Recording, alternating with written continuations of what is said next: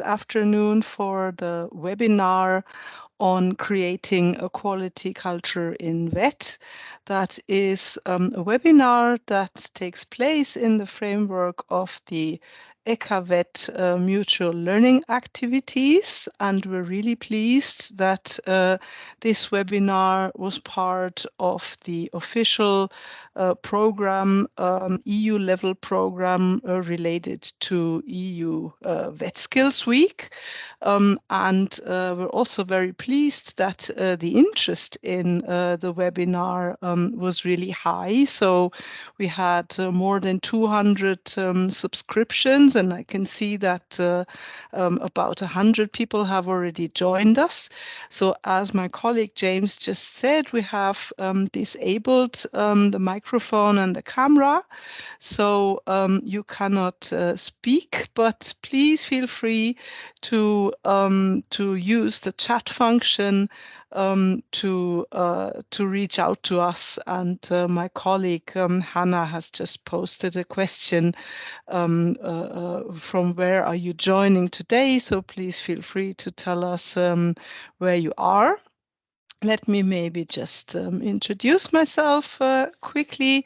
My name is Annette Kurt, and together with my colleague Hannah Persson, we're going to be the facilitators of this webinar for the next 90 minutes, and we're going to take you through the program.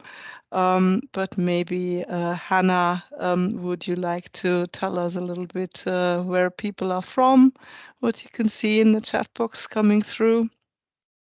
Yes, thanks. Sure, Annette. Yeah, I see that we have a lot of different countries represented today. We have Portugal, France, Bulgaria, Croatia, Italy, Malta, Serbia, Spain, Belgium, and so on. So very welcome to all of you. And the list goes on, so great to see. Great. So please feel free to use the chat box as we carry on. You can use it to submit questions to the speakers while they are presenting. You can use it if you have any technical problems and would like to reach out to one of our support team members. So the chat box is open and will always be monitored throughout the next 90 minutes. But now I'd like to maybe go on to take you quickly through the program that we have on the agenda for the next 19 minutes. So after a brief welcome from the European Commission, we're going to have the first presentation from our colleague Keith Brumfitt, who is, just like Hannah and myself, a member of the EQAVET Secretariat team. So we are supporting the EQAVET network with their mutual learning activities. And Keith will give an overview on, for those of you that are maybe not so familiar with the EQAVET reference framework and quality assurance in VET. So what is the EQAVET framework and what is particularly a recent practice with VET providers quality assurance. Then to complement this, we will have another presentation from our colleague Ali Saidi, who is also a member of the EQAVET Secretariat team, and Ali will present key findings from the 2020 EQAVET NRP survey. So then we will move on to see in more detail how 3 different member states, or more concretely, EQAVET national reference points approach quality assurance in their country. So we will have examples from Latvia, Hungary, and Greece, and they will all give us a bit of an insight into recent trends and developments in quality assurance for VET providers. They will all introduce relatively recent reforms. And as you can see, we also have time foreseen for questions and answers. So after Keith and Ali's presentation, there are a couple of minutes, and after each of the member states' presentations, you will also have the opportunity to ask questions through the chat box. Okay, so we have a very tight schedule, so let's just, without further ado, start. And to kick things off, I would like to pass the floor to Koen Boisdonguien from the European Commission, DG Employment, who is responsible for the EQAVET file and has already been witnessing the work of the EQAVET network for quite a number of years. Koen, the floor is yours. Yes, thank you, Annette. Good afternoon.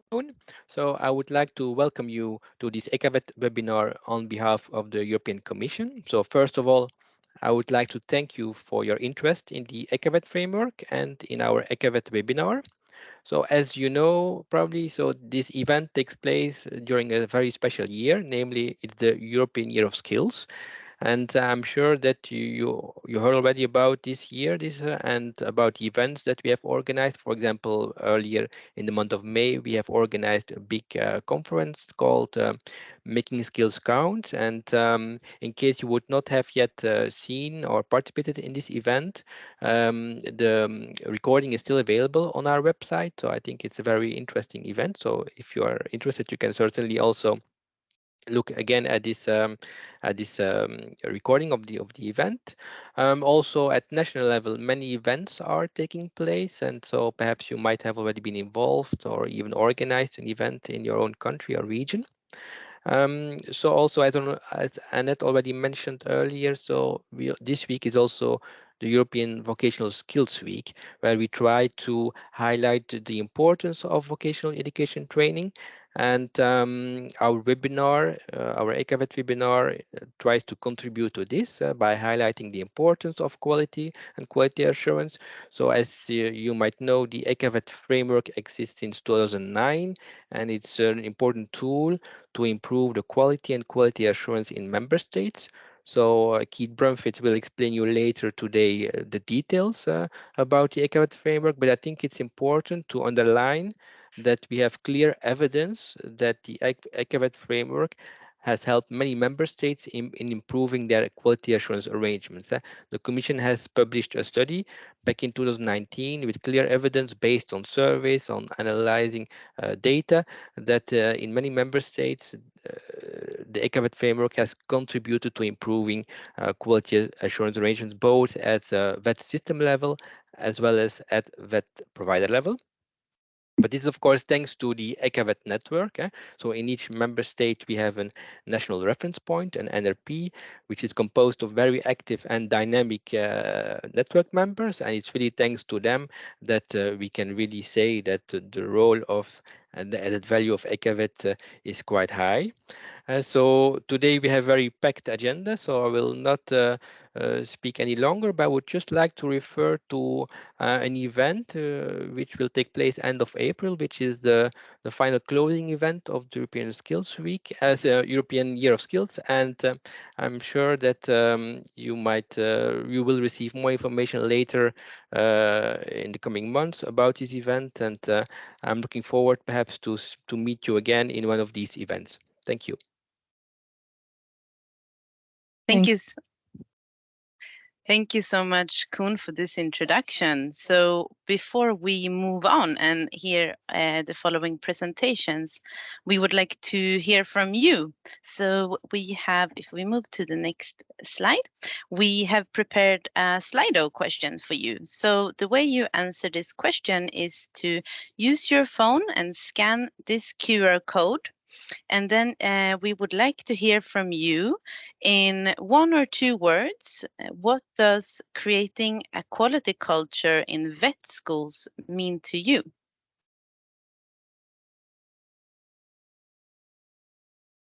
And I see that my colleague Roxana has also added the QR code in the chat.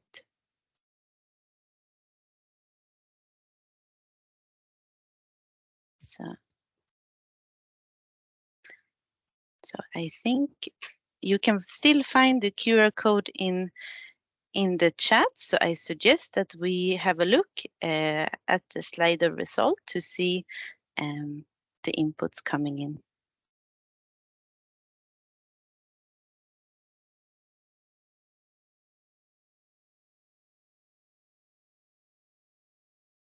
See, we have 7 participants writing, so that's great.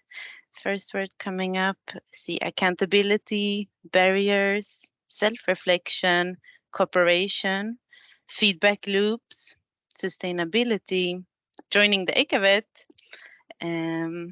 dedication, active participation,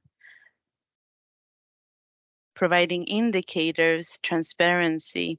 So these are really great words, and thank you so much for sharing them.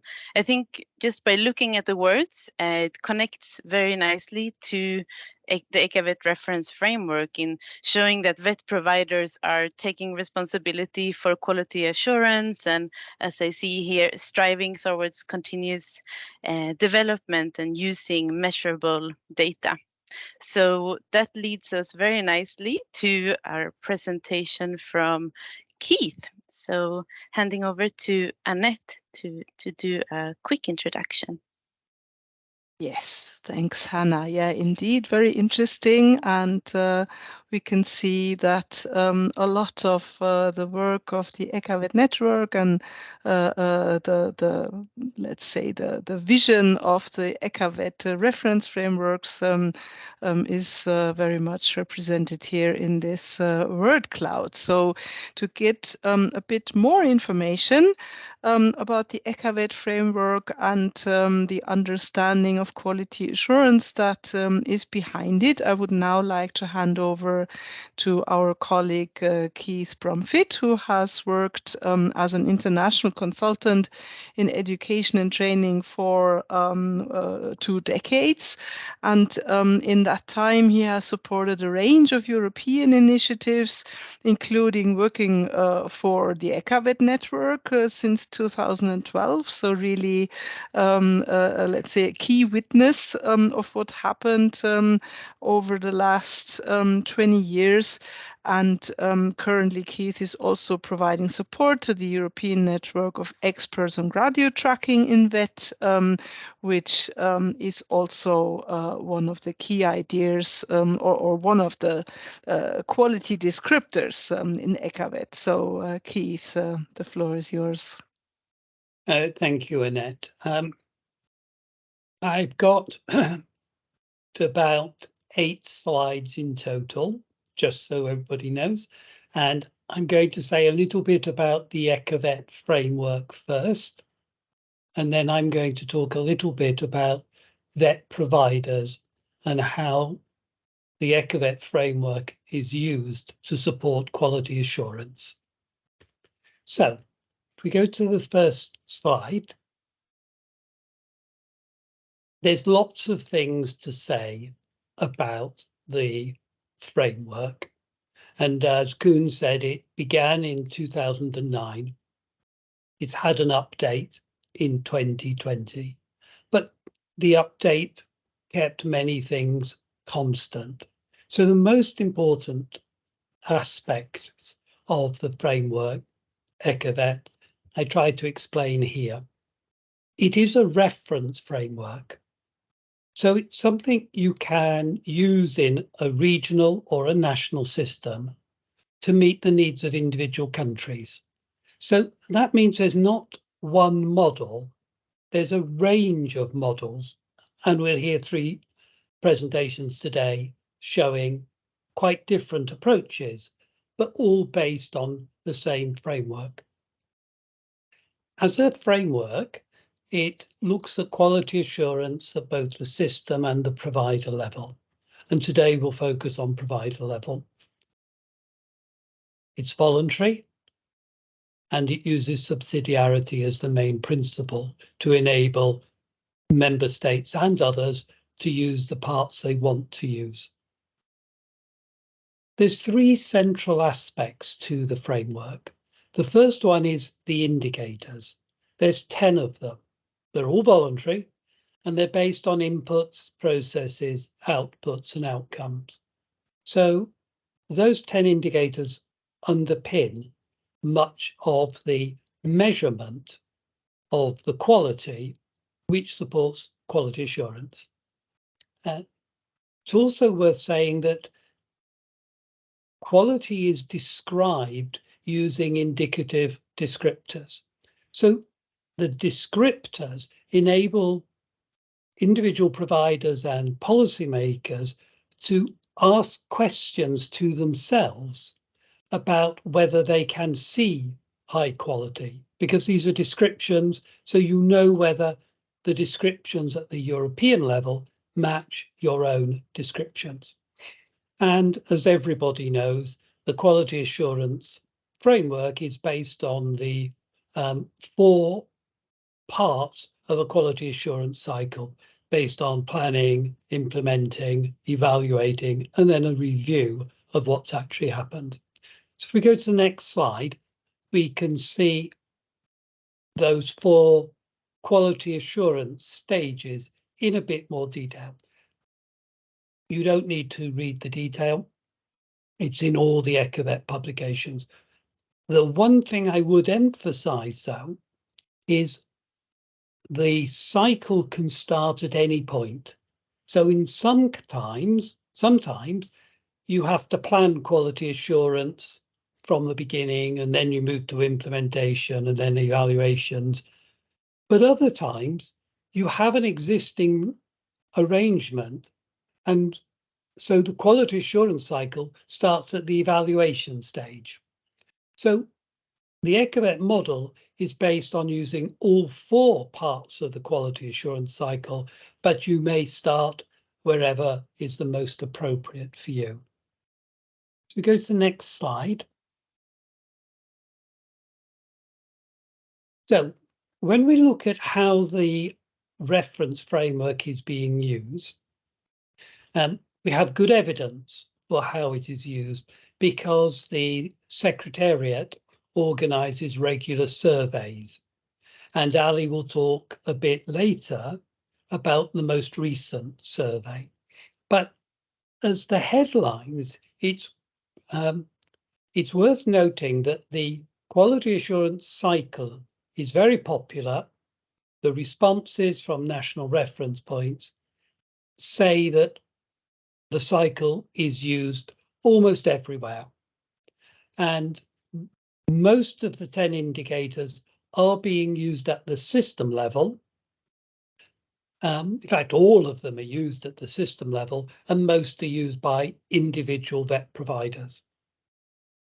The outcome indicators from the surveys are not used as often. The third thing to note, and this comes through the survey, is that EQAVET is a framework. It is different in each country, and it's definitely not a quality assurance system. It is the framework that enables member states and others to design their own quality assurance approach. And finally, we see from the evidence that the EQAVET framework, EQAVET model, is used most often for initial vet, but there are many examples where it's used for continuing vet, online learning, the accreditation of provision, the ways in which you quality assure the development of the curriculum, the development of non-formal, informal learning, apprenticeships, assessment of prior learning, etc. So the model, the process, can be used in many contexts, and the survey shows that it is used in many different places. So if I go now to the next slide, and we'll start to talk about vet providers and quality assurance. When you visit individual vet providers, you find that there are 2 different approaches to quality assurance. For some vet providers, they use a national or regional system, that has been developed at the national or regional level. So ministry or officials in agencies have created a system-wide approach that is then used at individual provider level. However, there are member states where that isn't the situation. In other member states and other countries and regions, each individual provider designs their own quality assurance approach. So you've got two models for vet providers and quality assurance. And of course, as you would expect, sometimes both of those models are combined in one. What we'll do today is look at the system level quality assurance. So when the system designs quality assurance and then asks, expects or requires the vet providers to use that system. So if we go to the next slide. Okay, so the evidence suggests that quality assurance systems that providers use do vary, and the decisions on which system to use depends on the level of autonomy that vet providers have.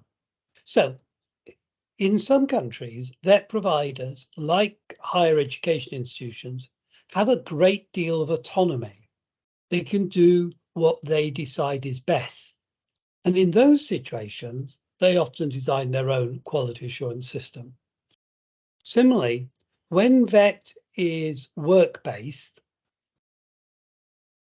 or whether vet is school-based, that also seems to affect the quality assurance approach that is used.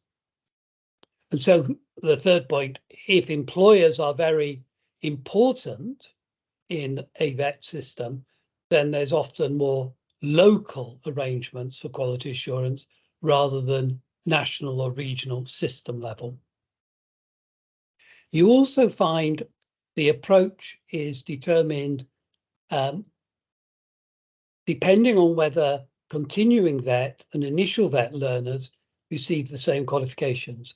In some countries, it's the same award. In other countries, it's quite a different award. And again, where it's different awards, you find more local arrangements for continuing vet, but often a system level for vet at initial level. I'd also mention the importance of external quality assurance. In some countries, that's very important. And again, that affects whether you have a provider level decision or a system decision. And finally, I would mention the importance of transparency. In some countries, the outcomes of quality assurance are published and learner success are available to everybody. And even the success of learners affects the funding that providers receive. Now go to the next slide and start to talk a little bit. Sorry, just wait. Can we move to the next slide, please, James?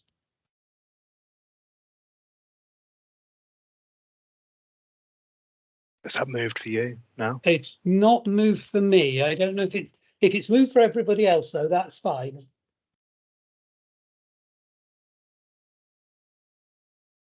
So it's not moved on my screen, but I don't know about anybody else. I believe we can see the right slide. So you can see the challenges. Yes. Okay, so it's not moved for me, but I've got a hard copy, so that's fine. In terms of challenges, when we look at how providers are responding, it's important to note that the content of vet is changing quickly. Oh. And some of the changes of content, not everybody can see the challenges. Okay, I'll talk. Okay, so some of the main challenges facing vet providers in relation to quality assurance I've tried to just pick 4 of them as very significant at the moment. As everybody knows, the transition to a green and digital economy, this is changing the VET curriculum, and it's changing what happens to learners during their work-based learning. Providers are sometimes struggling to respond to these quick changes in the curriculum and learners' experience. Secondly, as we've all experienced in the last 3 years, the creation of new IT-based approaches to learning,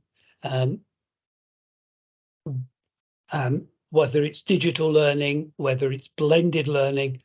For some providers, they can introduce a new approach to learning using IT, but quality assuring that new approach is often quite difficult.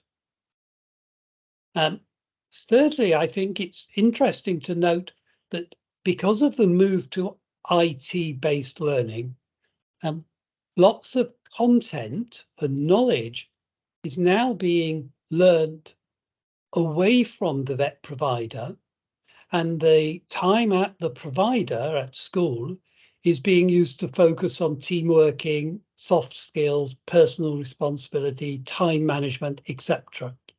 So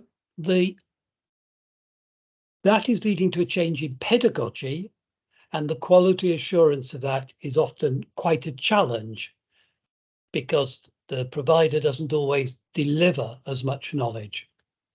And all that leads us to the creation of a quality culture and how to do that when the economic environment is changing rapidly. And then I'll go to my final slide with maybe some conclusions.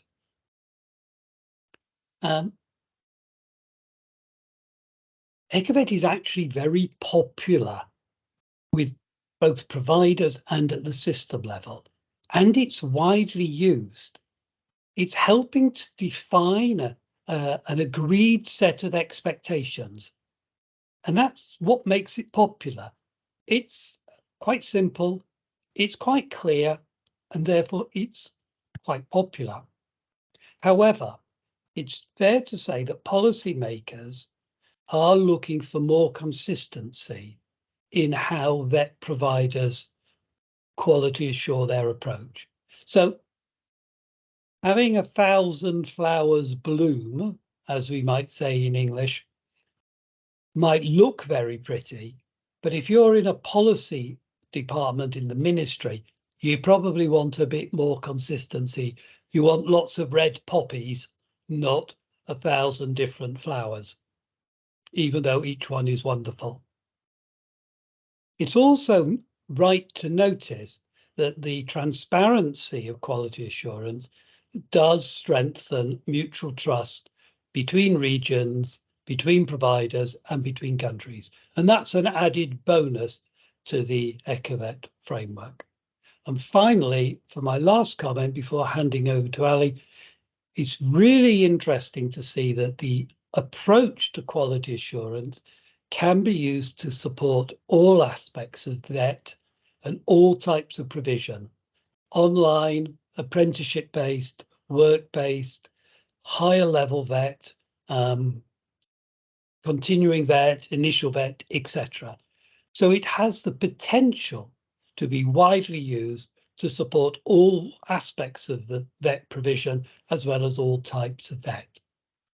So that's my introduction to the framework and an introduction to some of the challenges and issues that are being addressed by VET providers at the moment. Right. So thank you, everybody. And I hand back to Annette to move us to our next talk. Yes, so okay, I'll just do a very quick handover to Ali, who is Ali Saidi, who is lead managing consultant at ICF with a focus on research and evaluation. And Ali was one of the colleagues who was responsible for the study, the 2019 study that Koen mentioned earlier. And Ali had also taken the lead on the 2022 EQAVET NRP survey, of which he is going to tell us a couple of results now. Thank you, Annette, and good afternoon, everyone, and good morning to our colleague from Chile. Yes, as Annette mentioned, I'm going to tell you a little bit about the results from the 2022 EQAVET Secretariat Survey. Next slide, please, James. So the survey is a biennial survey every 2 years of national contact points. And it aims to explore new development in quality assurances in the countries and the characteristics of their system level and provider level QA approaches. The survey I'm presenting to now took place in April to September 2022, where previous surveys have taken place in 2013, 2016, and 2018. Sorry, 2023 was the current survey. The survey was sent to 37 countries, which included all EU member states and most candidate countries and potential candidate countries. It received 34 responses. Next slide, please, James.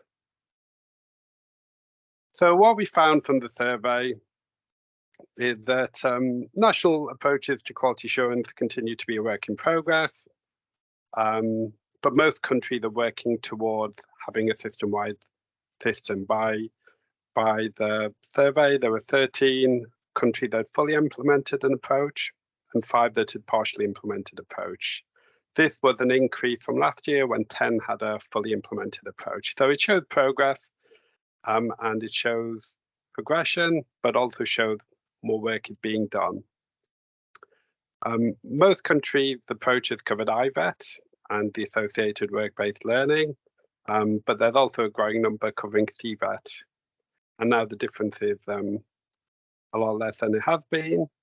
And the national quality assurance approaches are largely based on EQAVET principles. As Keith alluded to, 89% of countries had said that their approaches incorporated the quality cycle, and 63% used EQAVET indicative, descriptive, and indicators. Next slide, please, James. So that was looking at system level QA arrangements. When we look at the provider level, that's a little bit more nascent. We have 11 countries that have a fully implemented system for vet provider quality assurance, and 6 that have a partially implemented system. And those that do, all of them cover EQAVET, and most of them cover CVET. And again, these common approaches to QA for vet providers are also largely in line with the EQAVET framework. Next slide, please, James. So in terms of the quality systems and standards for vet providers, I suppose some of the interesting characteristics of the current landscape is that having an accreditation system for providers to deliver vet is relatively common. 27 countries have this EQAVET and CVET, and this is often a first step in having the quality assurance arrangement in place for the providers, having a set of requirements that providers have to adhere to in order to deliver vet. We also found that half of countries have an external review or inspection system in place. And then most countries also have national QA standards for vet providers, which are standards that providers have to adhere to. And sometimes this is to maintain their accreditation, sometimes it's part of legislation, and sometimes it's also a condition of funding. So various levers that national authorities are using to embed quality assurance standards within the provider landscape. Next slide, please, James.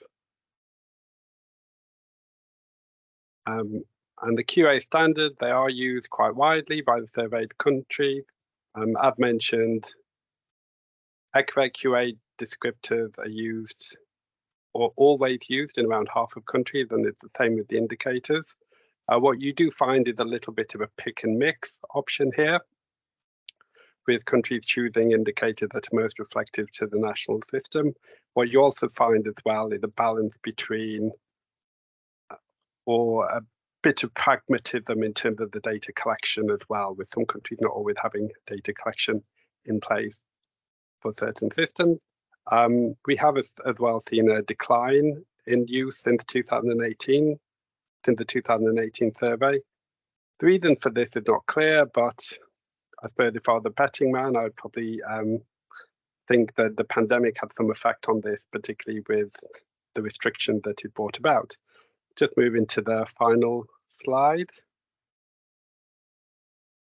Okay, so what we are seeing is we're seeing growth in the use of quality assurance systems, and this is continuing. I suppose what we're also finding though as well is that systems are reaching a level of maturity where they've gone through the rapid expansion which we've had 10 years prior when the recommendation first started, and now it's very much around refining and expanding systems. And I suppose another thing to note is that we had QA systems which were often far more used for IVET than CVET. There's still a difference, but the gap here is decreasing. Thank you very much. They're all my slides, and happy to take any questions. Great. I'll pass you over to Hannah. Thank you so much, Ali, and thanks also to Keith. So we have received a couple of questions in the chat. So I would like to start with the first one to Keith.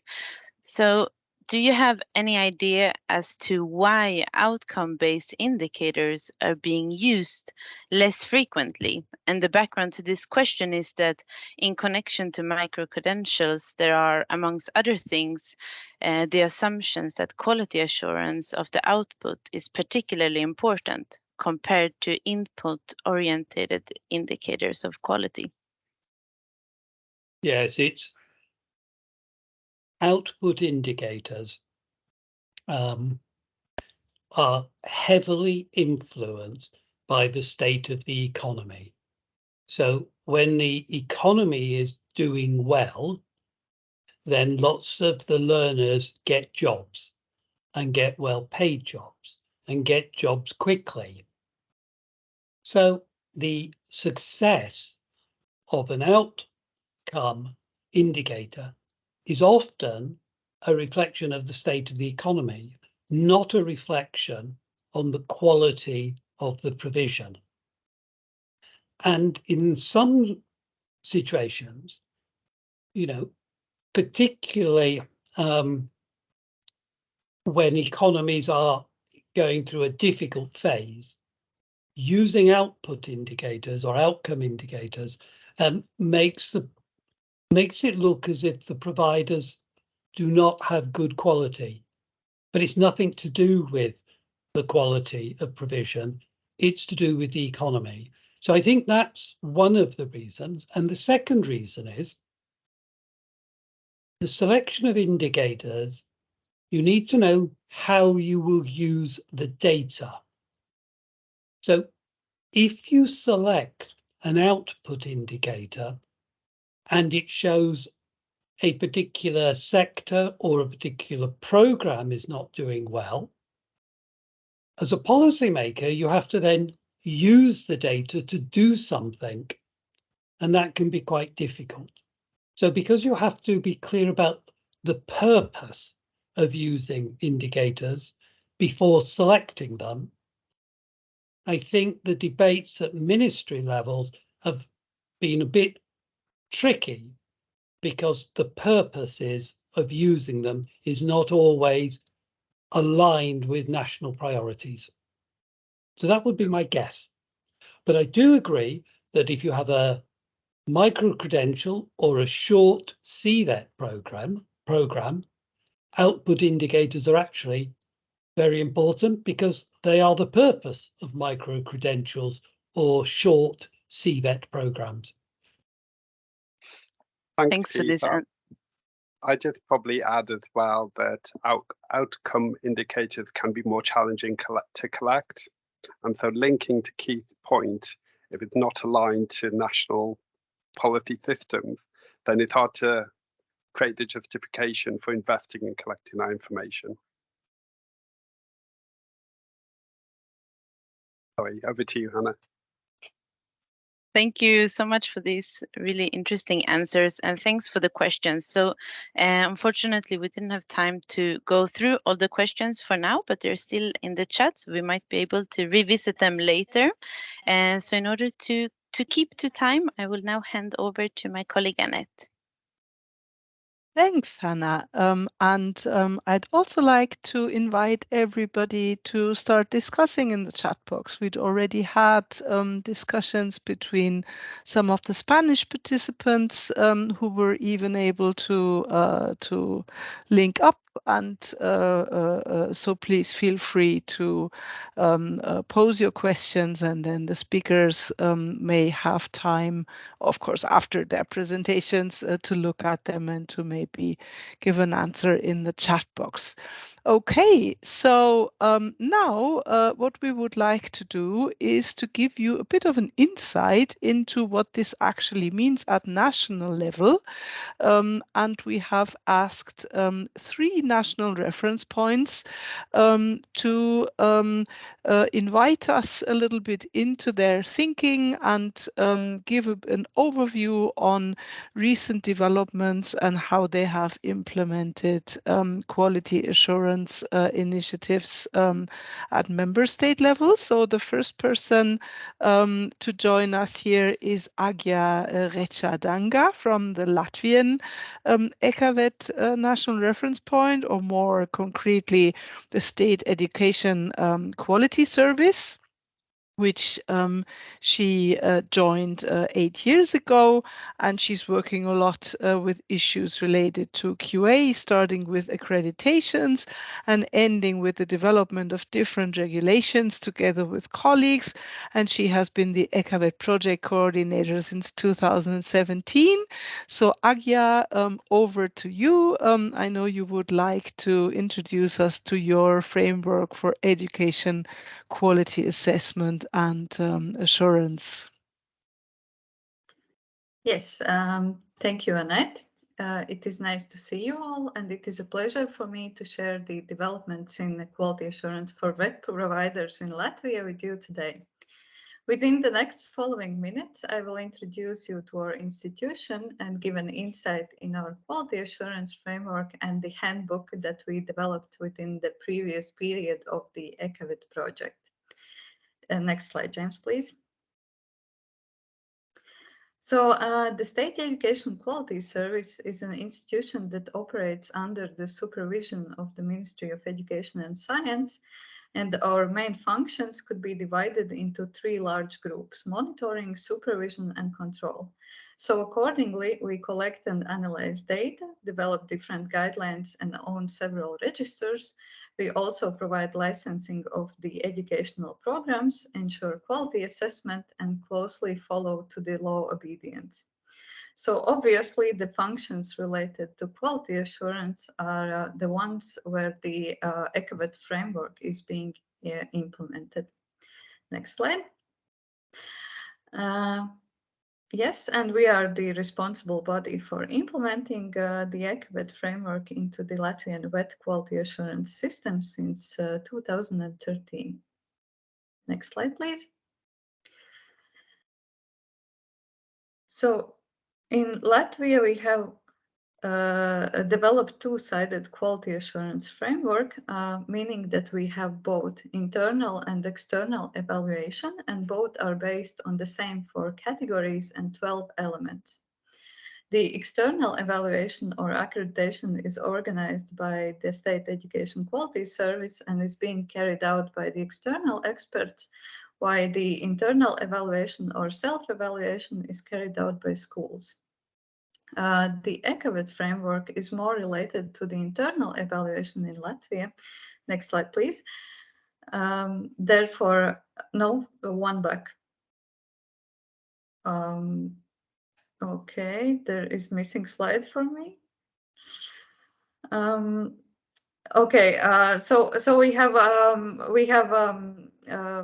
in addition to the internally evaluated elements, wet schools or schools that implement wet programs are required to provide information on 8 out of 10 EQAVET indicators in their annual self-evaluation report. We have excluded the first EQAVET indicator and the 7th. Next slide. The self-evaluation takes place once every year, and during this process, schools are responsible to obtain and analyze data and reflect the results in their self-evaluation report that afterwards is being aligned with the founder and published on schools or founder's website. The State Education Quality Service then analyzes this information provided in those reports and develops an annual report on education quality and submits it to the Ministry of Education and Science. Next slide. Next slide. Okay, so 2021 was a year of change for us when we reviewed certain aspects related to quality in education and education quality.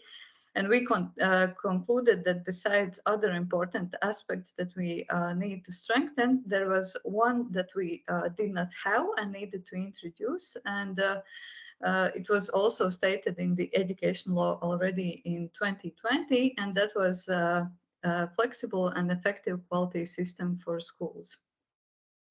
Next slide.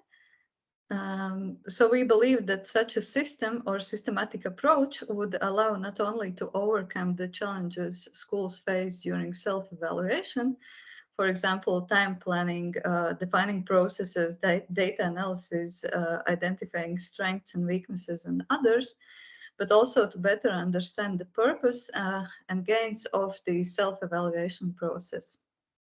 Next slide. So within the previous project, we developed a handbook with information and guidance on how to develop and implement the quality system for vet schools. And this system is based on the well-known EQAVET quality cycle that Keith showed us before for the procedure and the ISO standard for educational organizations for the process approach. The content of the handbook changed a bit during the development process, and it looks like this now.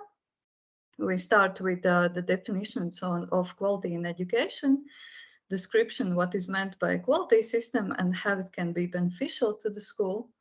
Then we have a structure, information on processes and data, context and policy, leadership, planning, self-evaluation process and its report, and the section dedicated to the EQAVET indicators with more detailed information on them.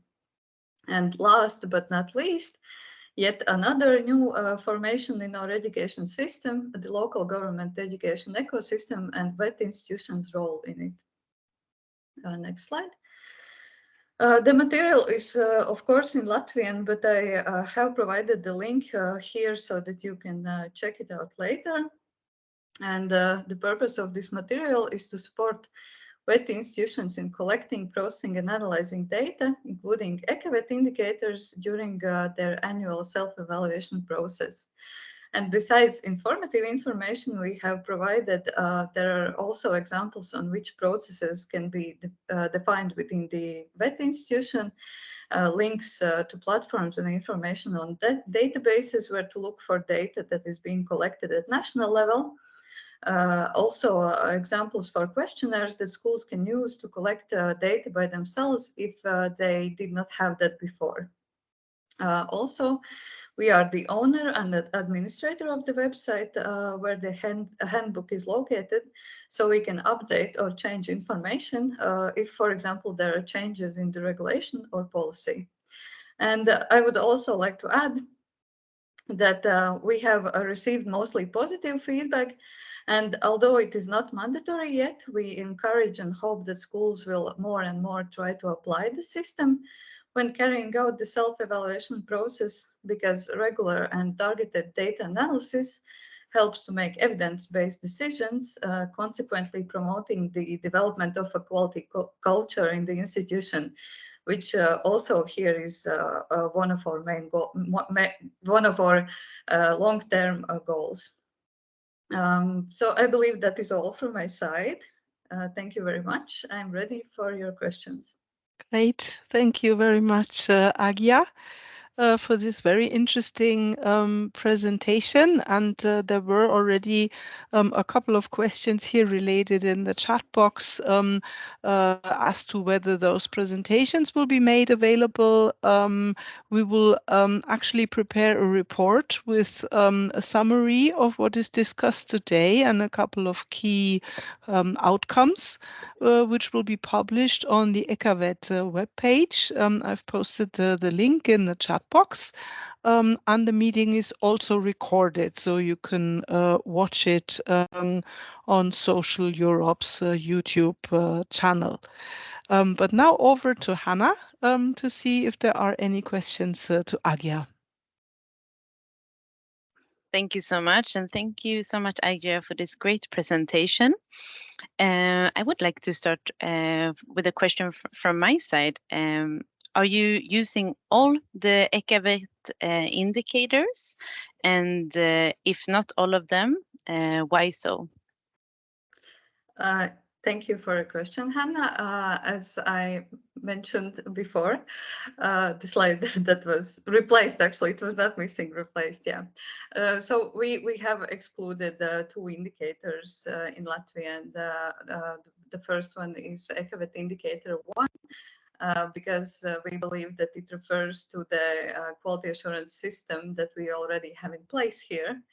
And the EQAVET indicator 7, which was unemployment rate in the country, the data for that is already being collected by other governmental institutions, so we excluded it to avoid the duplication of tasks.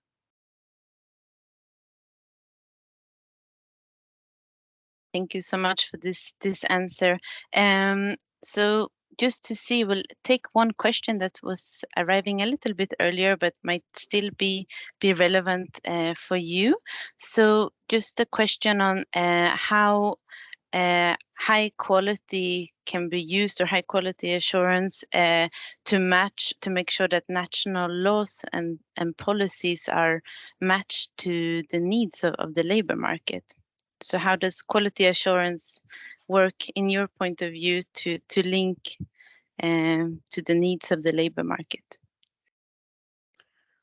So, well, if I could refer to the EQAVET indicators, specifically the ones that are coming to my mind are the 5th and the 6th EQAVET indicator. I believe that those are the ones that pretty much shows the link between high quality and the employment market. Because well, I mean, if the results for those indicators are high, it means that these institutions provide high quality education, which match with the requirements of the labor market. So, yeah, I believe the link is pretty. The link is there. Yeah. Indeed. Yeah. Thanks very much. I think those are all the questions we had for now. So thank you a lot for this presentation and for answering these questions. I will hand over again to Annette to present the next speaker. Yes, thank you very much. Well, I have the great pleasure of introducing to you our colleague from Hungary, Katalin Molnár-Stadler, who is an expert specialized, or an economist specialized in total quality management, so really an expert in quality management, working with the EQAVET National Reference Point in Hungary. And in the last, well, more than 20 years of her professional career, she has been playing a key role providing professional consultancy services practices in the field of quality management on national and EU level. And she has also been, together with her colleagues, a driving force between or behind the reforms that I believe she is going to present to us now. So, Katalin, the floor is yours. Thank you, Annette. Good afternoon. I also warmly welcome all the participants of this webinar. Next slide, please, James. In Hungary, since 2000, there has been a lot of effort made to implement a systematic quality assurance and quality improvement activity in formal VET. On this quality journey in 2021, in line with the objectives set in the VET 4.0 midterm VET development strategy, a new national quality management system was designed and developed and is currently being implemented in formal VET institutions in Hungary. And this system is based on self-evaluation and the updated, modernized EQAVET framework 2020. The system is described in full detail in the self-evaluation guidebook, which was issued by the minister responsible for VET. By the end of August 2020, all VET institutions had to elaborate their description of their quality management system, and the implementation process has started in September last year. On the next slide, you can see the structure of this institutional quality management system with the main components of the system and their interrelations.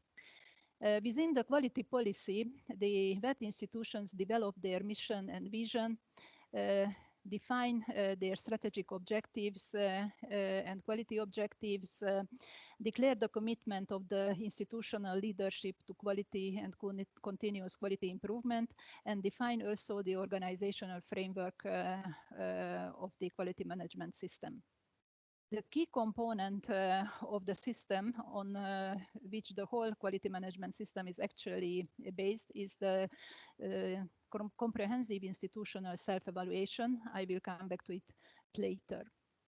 There are also supporting elements in the quality management system, which are self-standing elements, but they also provide a large amount of input data, both quantitative and qualitative, to support the evidence-based institutional self-evaluation. These three supporting elements of the quality management system are the VET institutions process model, which includes 11 processes in 3 process areas, and they are mandatory for the institutions to regulate. The VET institutions indicator system, which contains 24 VET-specific indicators that are mandatory to be measured and collected by all institutions on an annual basis. And the third supporting element is the system of partners' needs and satisfaction, which mandatorily surveys 5 so-called relevant partners: the learners, the parents, the teachers and trainers, the dual training providers, and the companies employing graduates on a regular basis. The professional competencies and the performance of VET teachers and trainers and the institutional leaders, the quality of their work, are evaluated every 3 years by the head of the VET institution in 10 evaluation areas and on the basis of the methodological recommendation published by the minister responsible for VET. There is also an external evaluation attached to the system, which is required by law to be carried out every 4 years. And this external evaluation will evaluate the VET institution and also the work of the head of the VET institution based on their self-evaluations.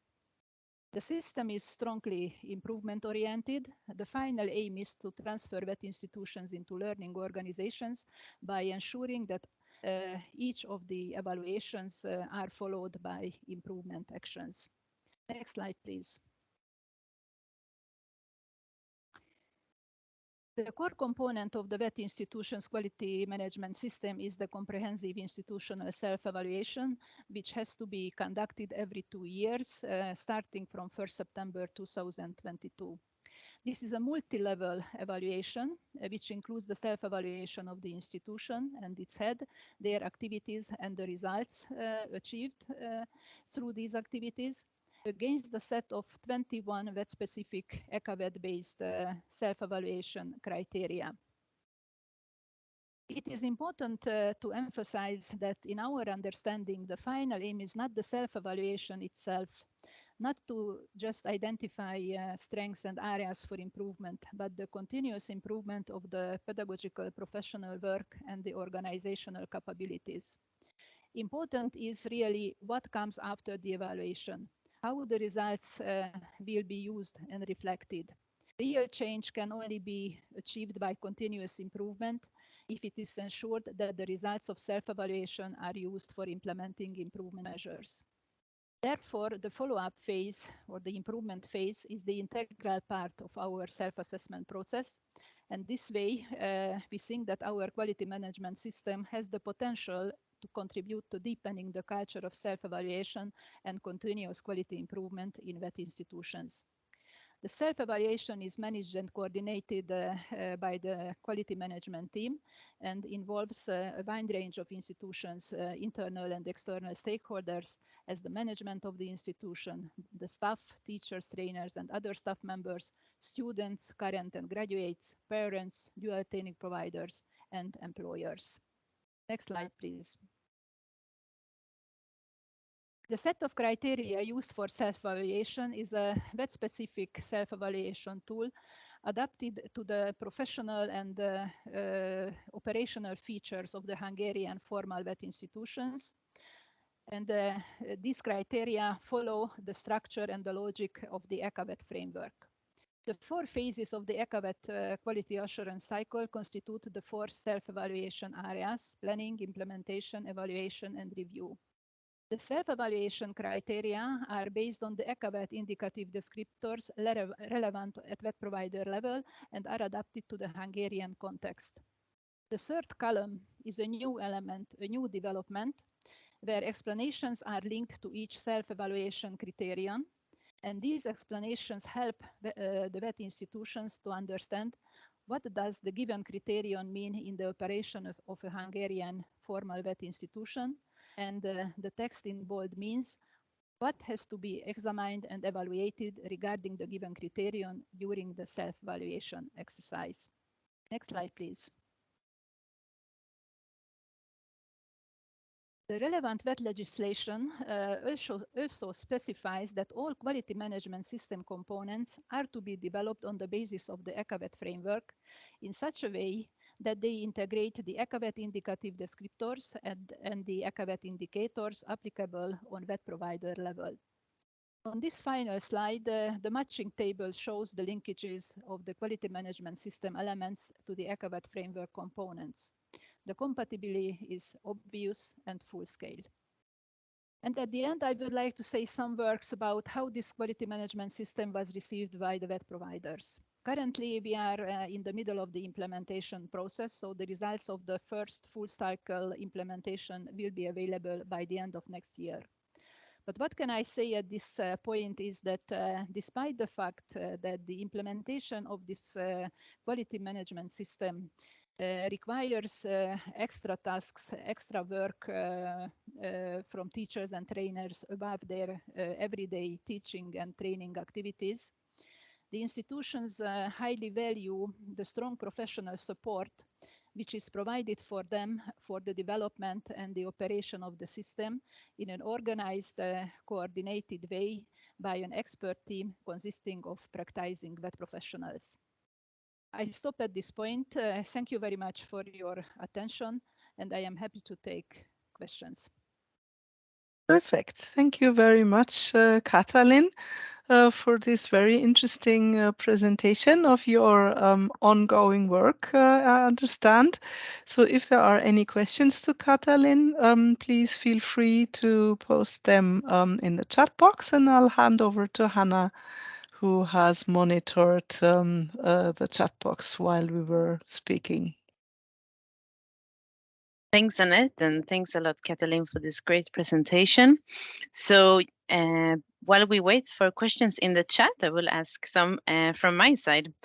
So my first question is, what do the institutions evaluate in the course of their self-evaluation exercise or process? Okay, thank you, Hannah, for your question. As I told you, this institutional self-evaluation is a comprehensive self-evaluation. This means that the evaluation covers all the areas of the institutional operation, the activities and the results achieved through these activities. And comprehensive also means that in the self-evaluation process, the views of all stakeholders affected by the organization's activity will be taken into consideration. In the course of self-evaluation, the institutions particularly assess and evaluate the achievement of their strategic goals and quality objectives, the efficiency of the regulated processes, the VET indicators to be collected on annual basis, in line with the policy priorities, the developments in digital readiness and environmental sustainability, and they also evaluate the needs and satisfaction of the relevant partners. They analyze these results, and based on these results, they identify strengths and areas for improvement and develop action plans to ensure that improvements are made. This is the full cycle of the evaluation process. Thanks for this clarification, Kathleen. I see that we have a question now in the chat. So is this self-evaluation guidebook that you mentioned, is it also available in English? Unfortunately not. Unfortunately not. Okay, maybe something for the future. Yes, yes.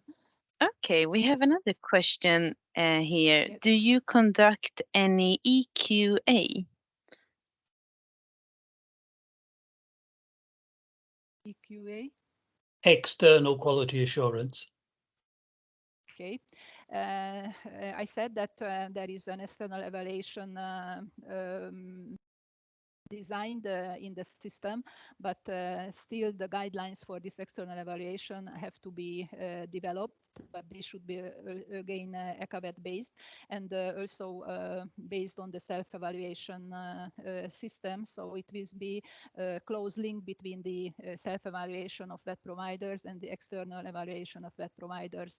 The external evaluators will evaluate the same things which will be evaluated by the VET providers in their self-assessment exercise, and they will also rely on the results of the self-assessment made by the VET providers. Thanks for this. Maybe we have time for one quick more question before we continue.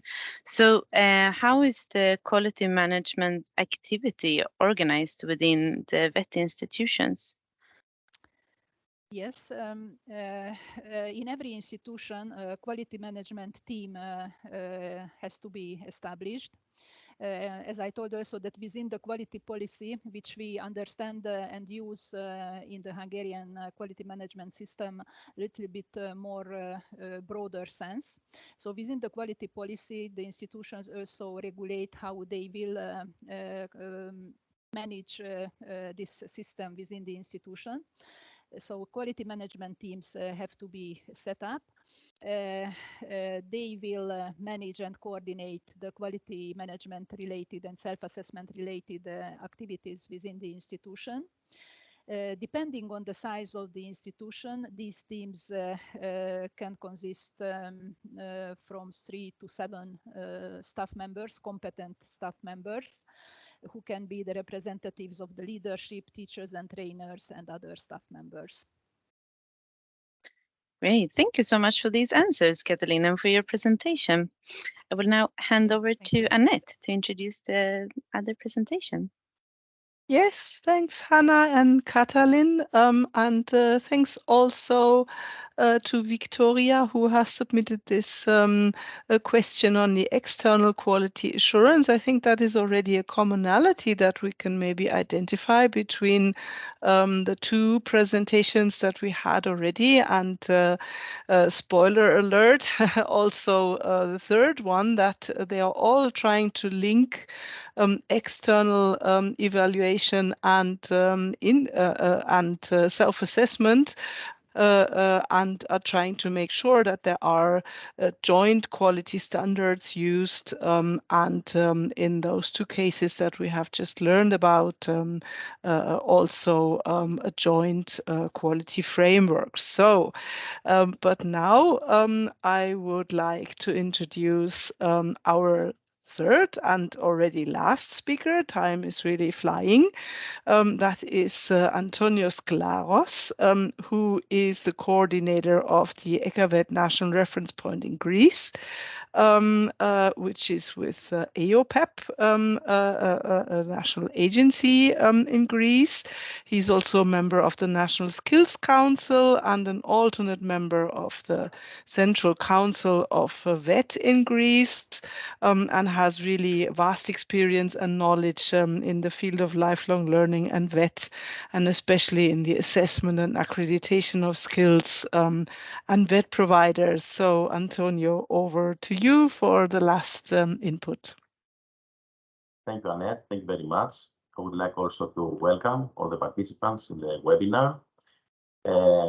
My presentation will be focused in the quality assurance methodology for IVET study programs that we have developed in the framework of the EQAVET NRP's 2021-2023 Erasmus Plus project. Next slide, please. The outcome of this project were mainly three. One was the development of the methodology, the quality assurance methodology, that we have also published it electronically and in a hard copy. We have also developed an implementation manual that will help the IVET providers implement the methodology. And here I would like just to say that this is also in Greek and in English, so I have answered to a question, maybe a relative question. And third, we have piloted this methodology in two public IVET institutions and in three innovative specialties that I will refer to later. Next slide, please. Let's see now some key characteristics and features of the methodology. First of all, it is based on the EQAVET cycle and with the stages: plan, do, check, act. It entails also self-assessment and external assessment as the system that we already have seen before. It entails quality criteria standards. It entails quality indicators, improvement action plans that they are developed through the self and external assessment. We have a wide engagement of stakeholders. It entails also perception evaluation surveys and, of course, targets and planning. And all these features are aligned to the Council recommendation on VET for sustainable competitiveness, social fairness, and resilience. I would like there to emphasize that all these features are supporting the development of a quality assurance, quality development culture in IVET providers. Next slide, please. So we talked about criteria. We have defined 6 criteria categories. First is leadership management planning. Second is provision of VET. 3 is infrastructure, equipment, resources. 4 is innovation, extroversion, and ICT utilization. Effectiveness, outcomes, and quality improvement. And 6, the assessment, labor market integration. All these categories, these criteria categories that you will see also later in the next slides, they are comprised of quality standards and quality criteria. I would like there also to emphasize that these criteria categories are based also on existing legislative framework, because we would like our methodology to be as close as possible to the framework that exists already. So you can see also from this table that we have followed a modularized approach. So for every criteria category, we have defined specific standards, quality standards. And for every quality standard, we have defined a relative quality criteria. And if you can see, they have all a number. So they have our own coding, let's say, for this. Next slide, please. And you can see also here that for every criterion, we have specific key performance indicators. We have defined the targets for these key performance indicators, and also the achievement indicator, in order to guide the providers of what is could be the target level. There, I would like to say that these methodologies, structure and sound, and based on the existing legislative framework, there is the flexibility of private providers to define also their own KPIs and targets according to their own target setting process. Next slide, please.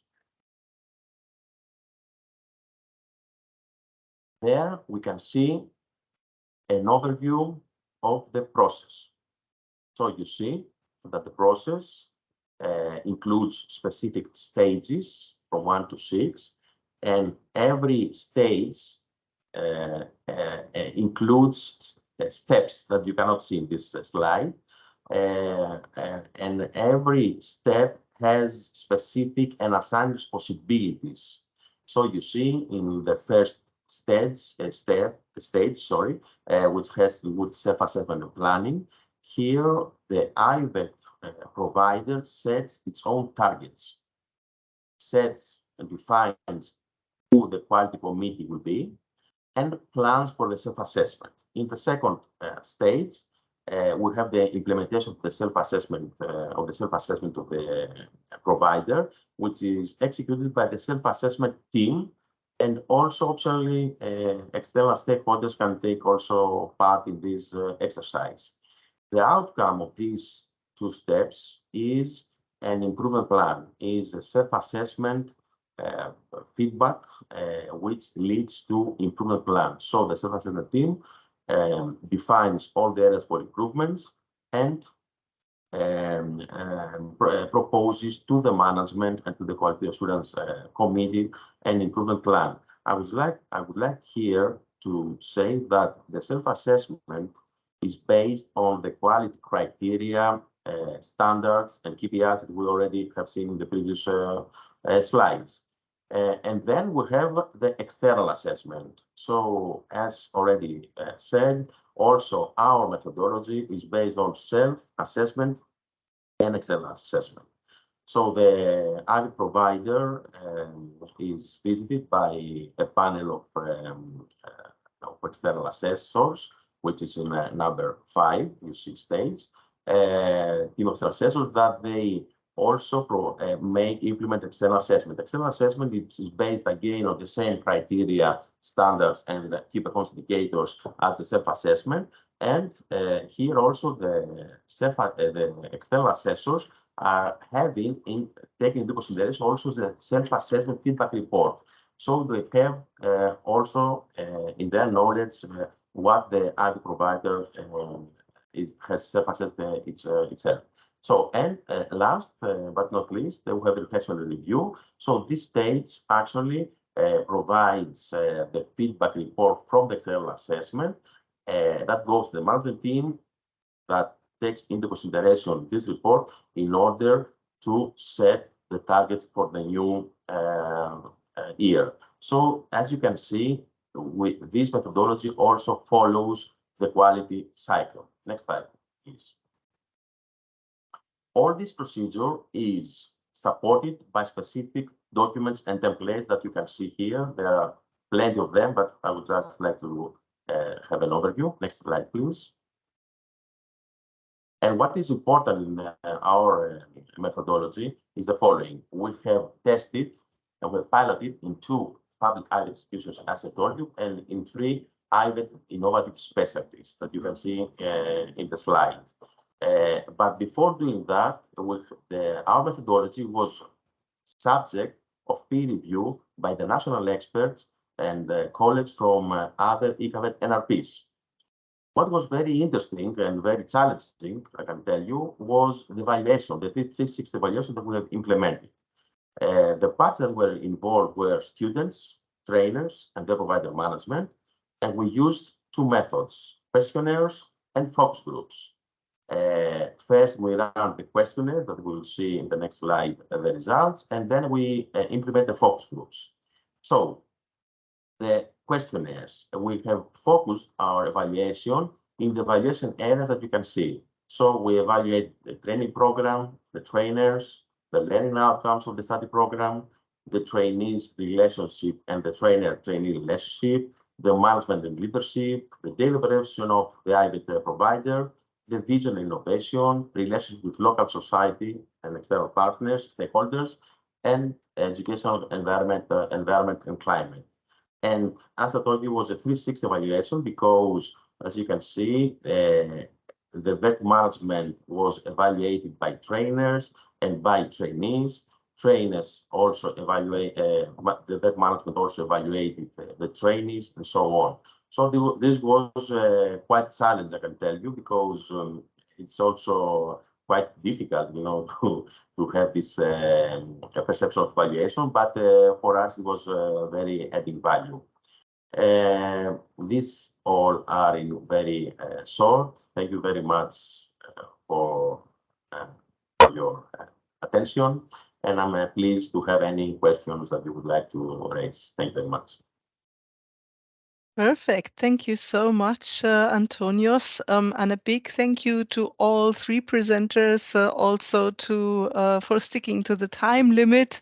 We know how challenging it can be to squeeze all the information that you would like to get across in just a very few minutes, but you've all done really a great job. Thank you so much. And I know Hannah has probably already a couple of questions in the chat box. Yes, thank you. And thanks for this presentation again. And we have a couple of questions. So the first one is, are the self-assessments done on a platform or on site? They are done on site and they are not publicly available. Here I would just say also to comment that the external evaluation also is descriptive and qualitative. It's not quantitative. So we don't have a score out of this. The idea behind is to enhance and support the quality assurance culture in the IVET providers, and not to assign at this stage at least a specific level of excellence for their job. Thank you for that. And just to clarify them, because we have a question, if or how often do the stakeholders have an external evaluation? The period for external evaluation is every 3 years. We have a self-assessment every year, and the external assessment is every 3 years. Great, thank you so much. And so, what is the future plans of this pilot that you mentioned within these 2 VET schools? As I told you already, Hannah, we have benefited a lot from the peer review, and we have actually taken into consideration all the comments made, and we have improved our methodology before piloting in the IVET institutions. So the idea here is to have more tests and more pilots, so that this can take the form of a legislative framework. Thank you. Very clear answers to these questions. Thanks a lot for this and for your presentation. So before we move on to the conclusions of this webinar, we would like to hear from you as participants again. So if we move to the next slide, thanks. We have set up another Slido question for you. So just as the previous one, please use the QR code that you see here to access the question. So the question this time is, we would like to hear from you. So please share your key learning points on quality assurance at vet provider level. So I think, yes, we move directly like this. And as you see, my colleague Roxana has already added the QR code in the chat, and you can also see it up here in the corner. So let's see a few participants writing, so we're waiting to hear from you.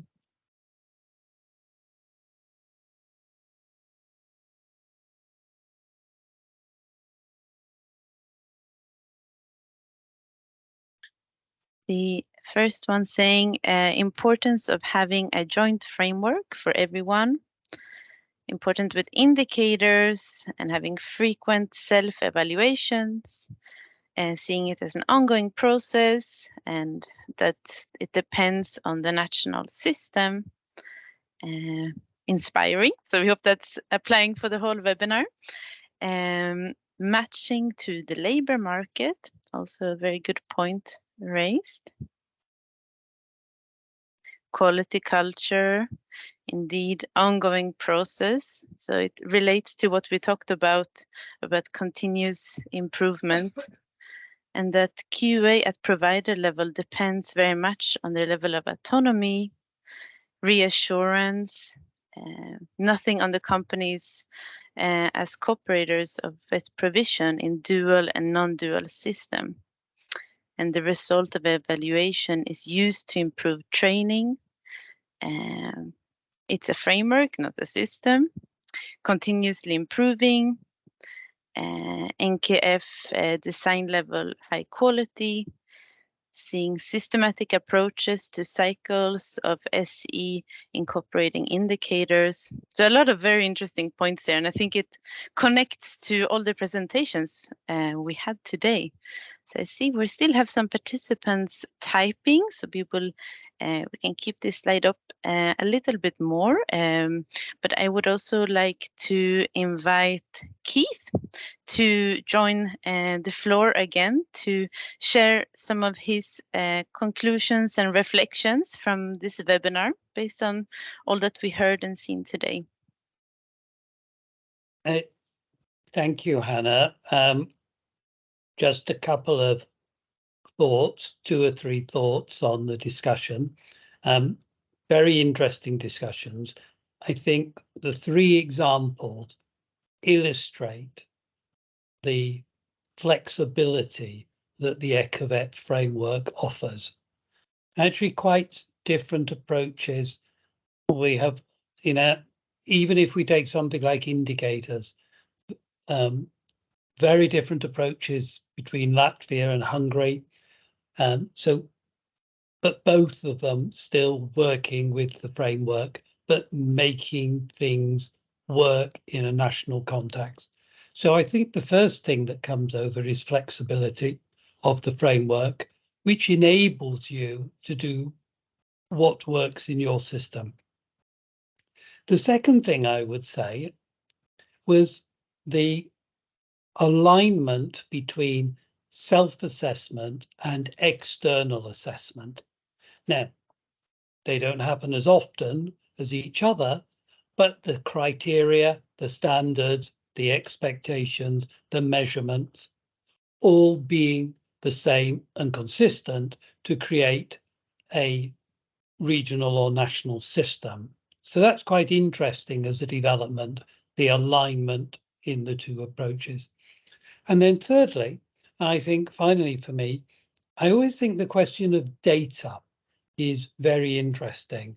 Sometimes people want quantitative data in their system, but sometimes people want qualitative data and a more reflective approach. I think it's important to say Both are perfectly aligned with the EQAVET model. And again, it shows that the provision and collection and collation of data can work in both a quantitative or a qualitative way. And that's again another benefit of having a flexible framework. So I found the three presentations very interesting. I found them quite different, but I also found them quite similar. And I think it enriches the European community to have illustrations of different models based on the same European framework. So those were my reflections, Hannah. Thank you, Keith, for these ad hoc conclusions. Very interesting, and I really hope that we were able, with this webinar, to give you a quick overview on trends and developments in quality assurance for vet providers. We have prepared a feedback form, so another QR code to scan. But if you had enough of those for the moment, we will also send it out with a thank you email and a link to further information. We really would like to thank everybody, the presenters, so Keith, Ali, Agia, Katalin, and Antonios for their input. And we would like to thank everybody for joining us this afternoon. If we got you interested now in EQAVET and everything that the EQAVET network does, then please check out the EQAVET web pages on Europa EU. And you can also always contact us, the EQAVET Secretariat, under our email address here, eqavetmutuallearning at icf.com. Feel free to reach out. Yeah, thanks again, everybody, for your input and contributions. It's 3:30 now, so we've reached the end of this webinar. So we wish you a pleasant day and hope to see you again in one of our mutual learning activities. Thank you and goodbye.